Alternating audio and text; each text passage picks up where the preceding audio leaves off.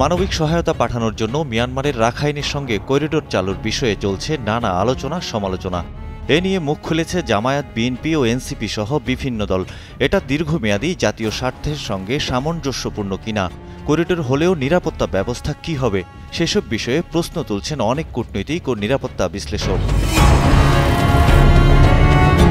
এ নিয়ে সরকারের ভেতরেও অবস্থানের ভিন্নতা দেখা যাচ্ছে।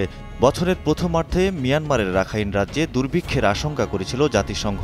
গৃহযুদ্ধে পর্যদুস্ত রাখাইন রাজ্যে মানবিক সহায়তা পৌঁছে দিতে বাংলাদেশের কাছে জাতিসংঘ করিডোর দেয়ার অনুরোধ করেছিল।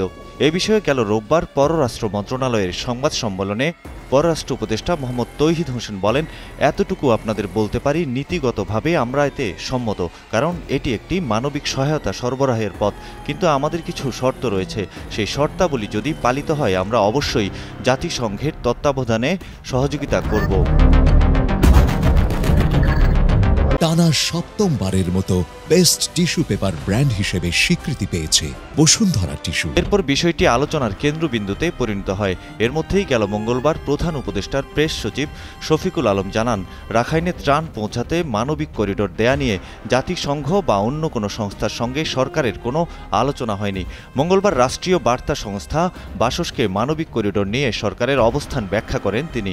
শফিকুল আলম জানান, যদি জাতিসংঘের নেতৃত্বে রাখাইন রাজ্যে মানবিক সহায়তা দেওয়ার উদ্যোগ নেওয়া হয়, তাহলে বাংলাদেশ যৌক্তিক পরিকাঠামোগত সহায়তা দিতে প্রস্তুত থাকবে। এর আগে বিএনপির মহাসচিব মির্জা ফখরুল ইসলাম আলমগীর জানান, করিডোর নিয়ে নীতিগত সিদ্ধান্ত নেয়ার আগে বাংলাদেশের সক্রিয় সব রাজনৈতিক দলগুলোর সঙ্গে সরকারের আলোচনা করা উচিত ছিল। এ বিষয়ে সরকারের কাছে পরিষ্কার ব্যাখ্যা দাবি করেছে জামায়াতে ইসলামীও।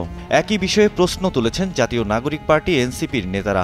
এনসিপির যুগ্ম সদস্য সচিব আলাউদ্দিন মোহাম্মদ বলেন, অন্তর্বর্তীকালীন সরকারের জাতীয় নিরাপত্তামূলক নীতি গ্রহণে অবশ্যই ঐক্যমত্যের ভিত্তিতে সিদ্ধান্ত নেওয়া উচিত।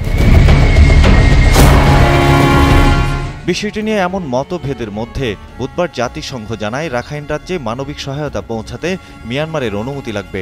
ঢাকায় জাতিসংঘের আবাসিক সমন্বয়কারী গোয়েন লুইস এক বিবৃতিতে জানান, বাংলাদেশ ও মিয়ানমার সরকার যদি একমত হয়, তবেই জাতিসংঘ মানবিক করিডোর চালুর উদ্যোগ নিতে পারে।